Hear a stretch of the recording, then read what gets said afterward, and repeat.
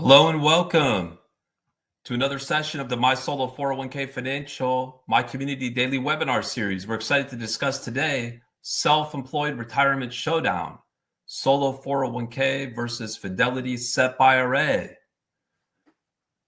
All right, let's get started.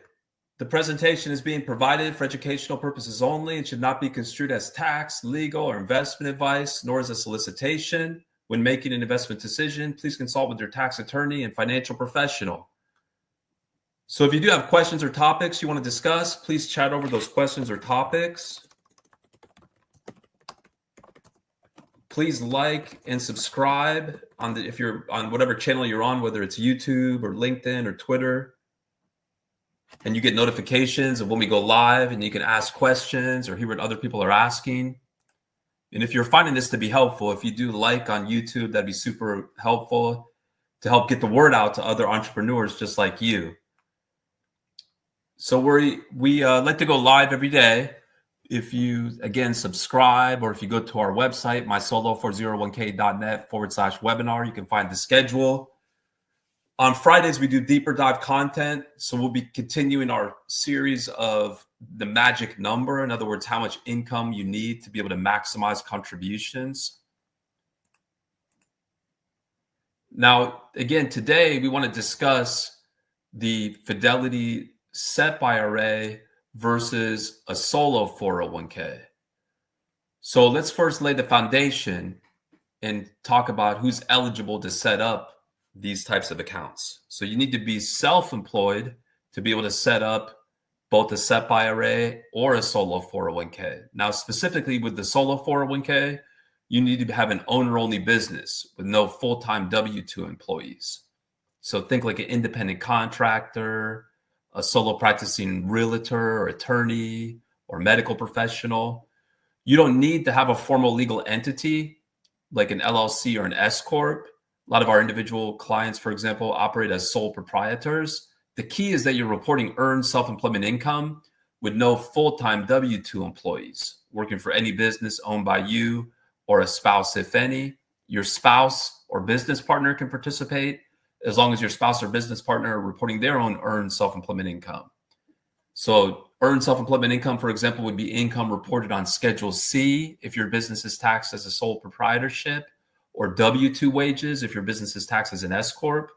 You could set up a solo 401k even if you've got a W-2 day job, even if you participate in your W-2 employer-sponsored plan. Again, as long as you get that separate earned self-employment income.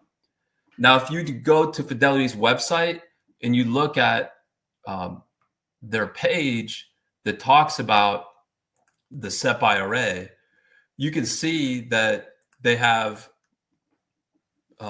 they break down the features, they break down contribution rules, etc. So what we've done is we've created this chart here, which helps compare the Fidelity SEP IRA versus getting a solo 401k from my solo 401k Financial. So right off the bat, you'll notice that the contribution options for a SEP IRA are much more limited than a solo 401k.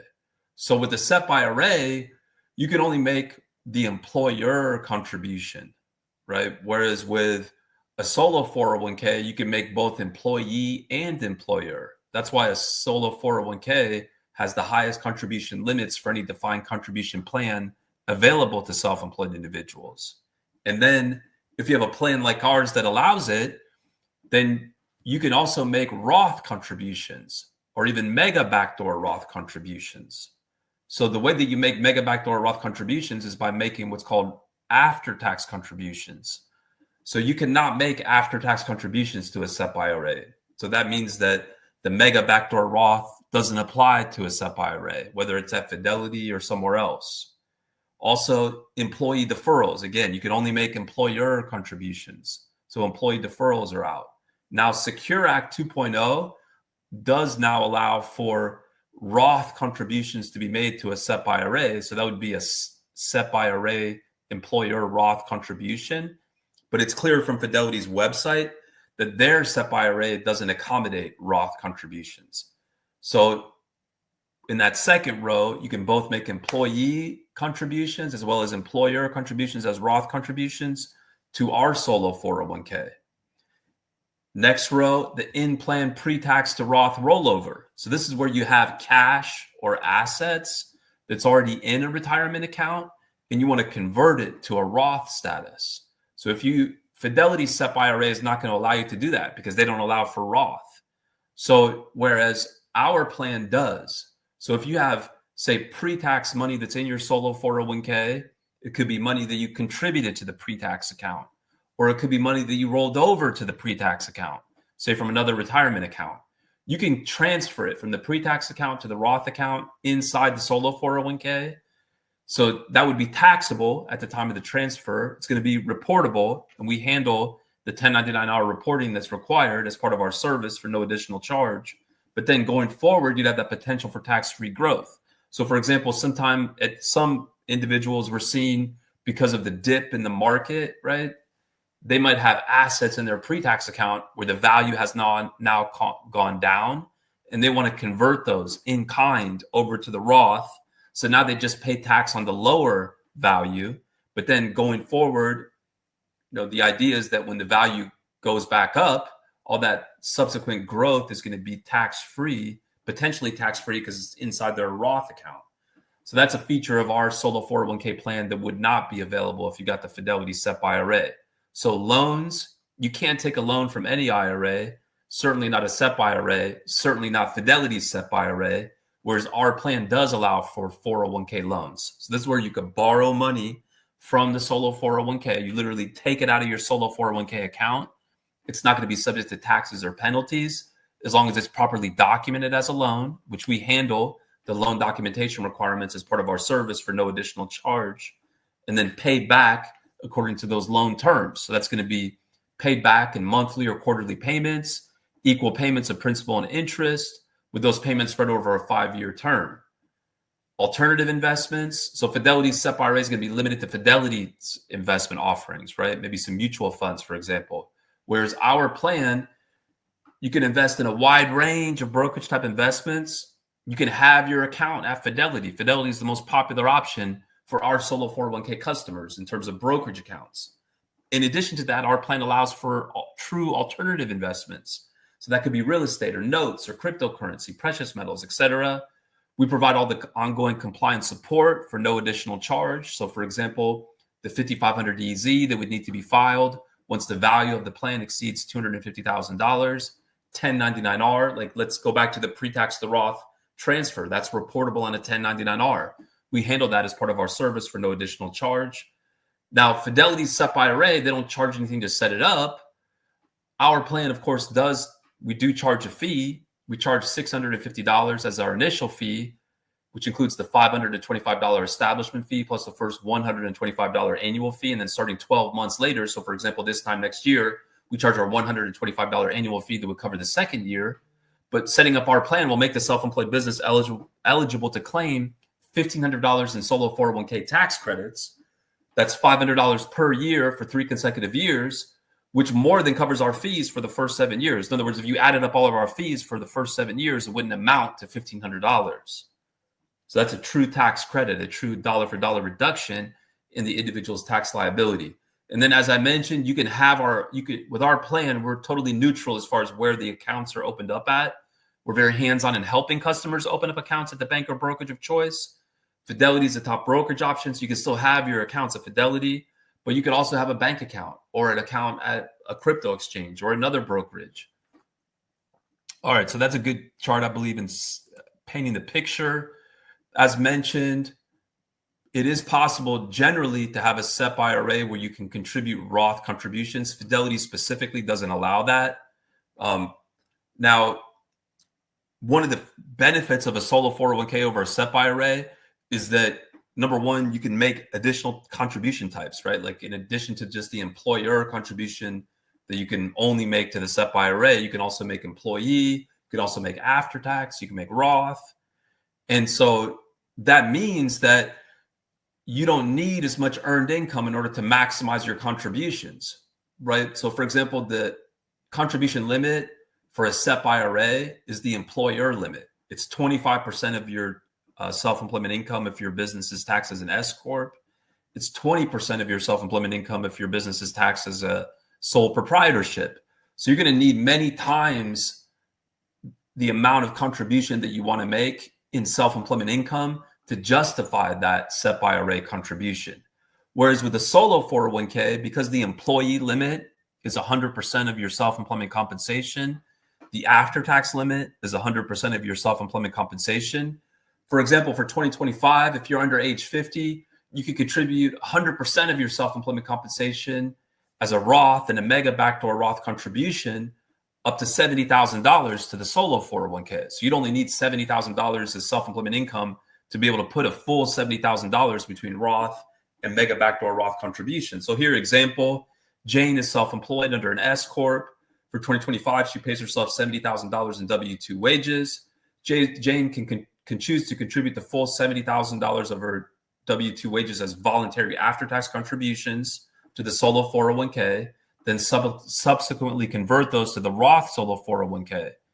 If instead Jane made the contribution to her SEP IRA, though, she'd be limited to 25% of her wages. So she'd only be able to contribute $17,500. And if it's that SEP IRA at Fidelity, it would have to be made as a pre-tax contribution. So same deal. Now let's assume her wages are $100,000. She's only going to be able to contribute $25,000. Again, it's 25% of her wages to the SEP IRA, where she'd be able to contribute all the way up to the overall limit with our solo 401k. Now let's take one of the questions and then we'll come back to discussion of the deadline. So is there a limit besides the maximum contribution to a solo 401k if I want to contribute all my self-employment income, say $70,000 to an after-tax account, then move it to either a solo 401k or Roth IRA, solo 401k Roth or Roth IRA? Can I do the same with a catch-up contribution? So you have to have the self-employment income to justify the contribution. You have this principle that you can't save more than you earn, but the voluntary after-tax contribution limit is 100% of that self-employment compensation up to the overall limit, which can then be transferred either to a Roth solo 401k or Roth IRA. Now, the catch-up contribution that applies once one is age 50 or older, or age 60 to 63 for 2025, now that you have the super catch-up contribution rules, those catch-up contributions or super catch-up contributions, they are not made as after-tax contributions. They have to be made as employee contributions, as salary deferrals. That means they're either made directly to the Roth solo 401k or to the pre-tax solo 401k. So if you wanted to transfer those out of the plan to, say, a Roth IRA, those catch-up contributions, you'd have to meet a triggering event. So there's no triggering event that applies to after-tax contributions. Individuals that have a plan like ours that allows for in-service distributions of voluntary after-tax contributions, they can transfer those after-tax contributions out of the plan to the Roth IRA, but you still have to contend with the statutory rules, which prevent other types of contributions from being transferred out of the plan, like an employee contribution, such as a catch-up contribution, until you've met a triggering event, which, for example, a common triggering event would be being age 59 and a half or older. So in short, catch-up contribution has to go to either the pre-tax or the Roth bucket as an employee contribution. Great question. Thank you so much for bringing it. We'd love to discuss these topics, so thank you so much. The first year we sign up for the solo 401k, what paperwork will we be responsible for coming next tax season? Do we need to start learning about certain paperwork? So we handle all the ongoing compliance support as an optional free service for our customers. In other words, no additional charge. Now, what's needed will depend on what's transpiring. So when there's mandatory plan updates and amendments, we handle those automatically, proactively. But other things will depend on what's going on with the plan. For example, if the value of the plan goes above $250,000, then a 5500 EZ will need to be filed for the solo 401k. Now, we do that as an optional free service. We do it as under the electronic filing system to make it easy for our customers. Customers just have to let us know, though, because we don't have access to the account. They just let us know, we add them to the list, and we prepare it in the eFast filing system. We assign it to them so they can just log in, submit it. Then then they sign it, then we submit it, and then we send them a courtesy copy. Other scenarios that would require some type of compliance support would be if you're doing a distribution. So you're moving money out of the plan. It could be a taxable or it could be a rollover out to another account. like an after-tax transfer to a Roth IRA. That's going to require a 1099-R, or a conversion, like a pre-tax to Roth conversion. That's going to require a 1099-R, or an after-tax to Roth conversion. That's going to require a 1099-R. So we have an online forum that customers use 24/7 to give us this information so we can add their plan to the queue to prepare the 1099-R. If you go to mysolo401k.net/forums, you can easily access the applicable forms that customers use to give us the information we need to prepare the 1099-R. And then I would say the last scenario that I would flag is if someone is taking a 401k participant loan. So in advance of doing that, we will prepare the loan documents. We do it within 1 business day. So if someone wants to take a loan, they just fill out our online questionnaire that prompts us to prepare the loan documents. Great questions. And if you're finding this to be helpful, if you please like on YouTube, that will really be great to help participate in getting the word out to other entrepreneurs just like you, to get this information out to them. As you know, there's a growing number of self-employed individuals. And so we appreciate your participation in helping to get this information out to them. Just if you like, that helps to get the word out to them. Like the video. All right. So if I open a solo 401k now, can I contribute self-employment income for 2024? Well, that's an awesome question. Let's take a look at the deadline. So it depends on how the business is taxed. So it depends on when the plan was set up. So for those that signed up with us, or that maybe set up a basic plan somewhere else and now they're trying to upgrade to our plan before the end of last year, if you signed up with us or somewhere else before the end of last year, you would preserve the ability to make all types of contributions for 2024, whether employee, employer, or voluntary after tax, anytime up until your business tax return deadline, including any timely filed extension. So for a sole proprietorship, it's going to be April 15th or October 15th. If your business is taxed as an S Corp, you would have had to file a timely extension because the S Corp deadline was March 17th. But if you filed a timely extension, now that would give you till September 15th.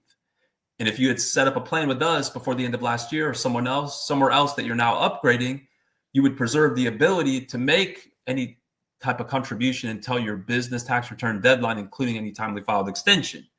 But to your point, if you hadn't set up a plan, either with us or somewhere else before the end of last year, there still is time potentially to make 2024 contributions. Now, if your business is taxed as a sole proprietorship, you can still set up a plan here in 2025 and make all types of contributions, whether employee, employer, or voluntary after tax. Now, you're going to have to make that employee contribution for 2024 by April 15th.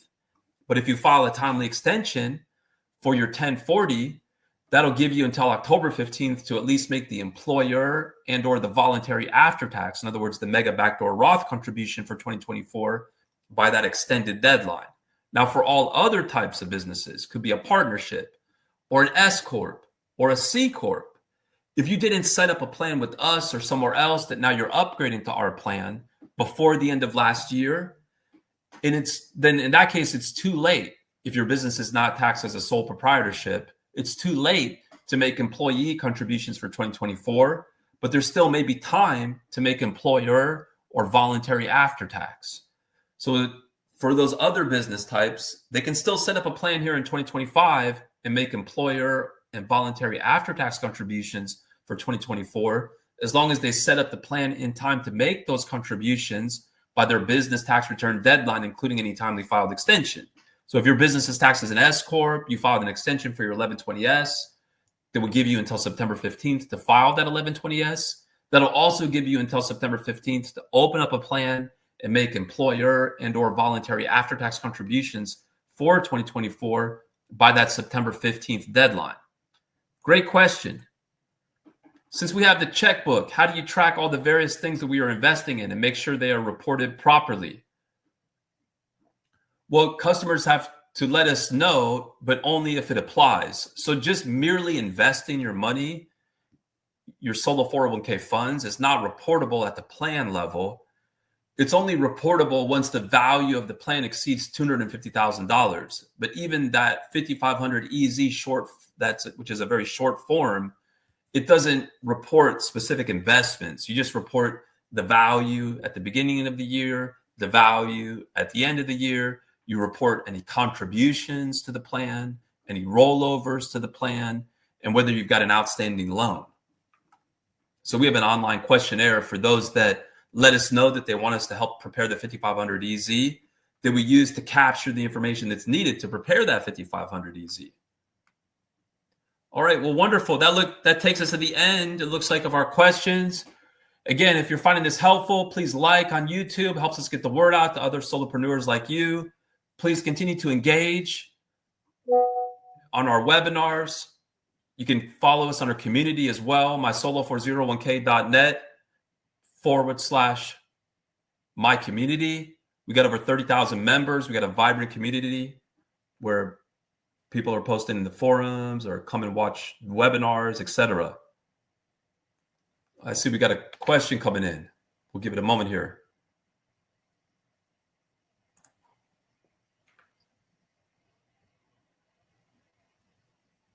Thank you so much for starting the process with us.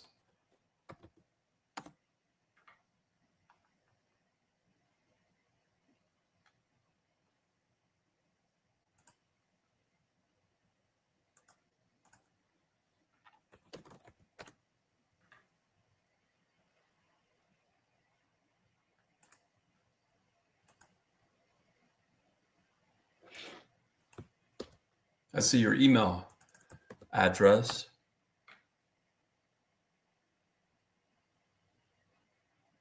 I see.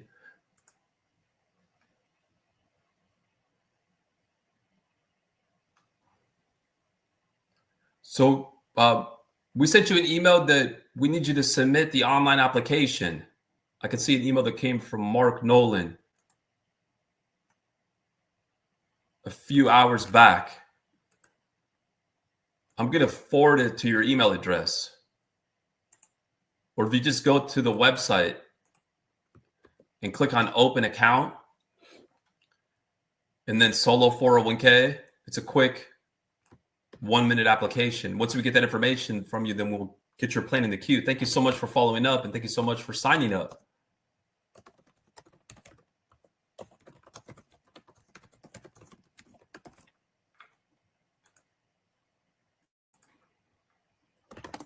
Thanks for bringing the question to the webinar. Yes, we can help track this down.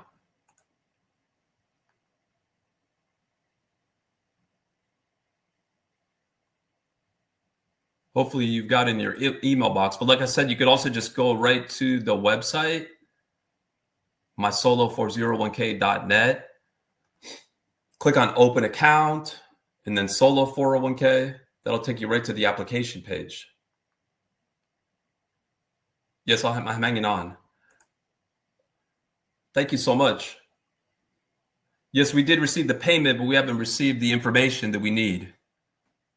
So to be clear, if I open a 401k now as a sole proprietor, then I can make employee contributions for funds earned in 2024 and get the corresponding tax benefit on my 2024 taxes, as long as I make that contribution by 4/15. Obviously, the time is getting tight, but yes, it can be done. So you could open up, for example, a brokerage account at Fidelity, or you could open up just a bank account just to get that contribution in there. And then you could always later on set up an account somewhere else and transfer the money over from the bank account.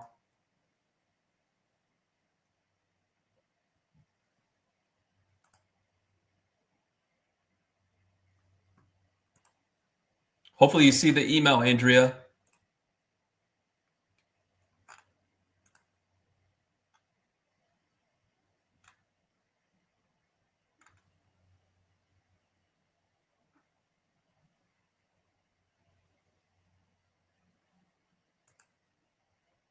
No? Okay. Maybe it's going to your spam.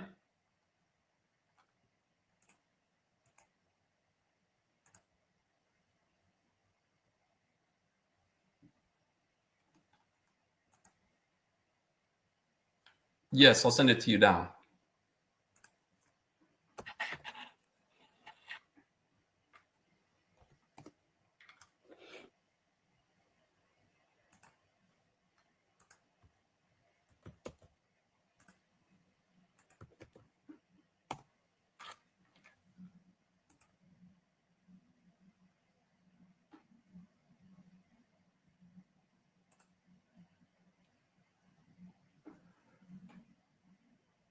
Well, if it's a pre-tax employee and a pre-tax employer, it's going to be deposited into the same pre-tax account. And so if the business is taxed as a sole proprietorship, it's going to be reported the same. So it would really just be an internal record. It gets reported the same on the 1040 as a pre-tax contribution, the same line. It goes into the same account. Now, if the business is taxed as an S corp, for example, the employee contributions are reported, the pre-tax employee contributions are reported on the W-2, whereas the employer contributions are going to be reported on the employer's tax return.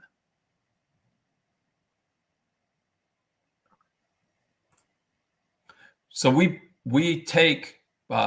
prepare the documents within the same day, the same business day when someone signs up. An email goes out with a link to our secure portal where you can access the documents. You download, you sign, you upload, and then from that same email, you're going to be able to upload as well as go to a page on our website where you tell us where you want to have the accounts at. So if you do that same day, then by the next business day, we'll be able to get the EIN number from the IRS, and then we'll either prepare the paperwork to open up accounts at the bank or brokerage of choice, or guide you to prepare to open up the accounts. For example, Fidelity has an online process. So the process to open up the accounts, right? Because we don't hold or have access to our customers' money, but customers will open up accounts at different banks, different brokerages. So that specific process is going to vary, but typically the brokerages will open up the accounts in a few days. Fidelity is the fastest now because they have an online process, and then you can wire money to that Fidelity account. So it could happen in just a few days.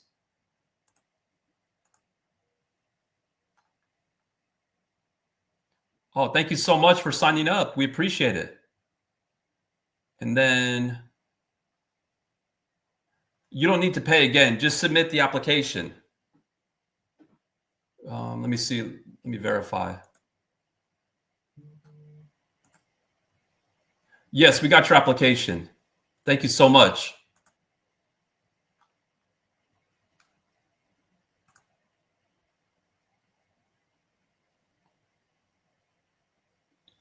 Zen. Thank you so much for that person who signed up.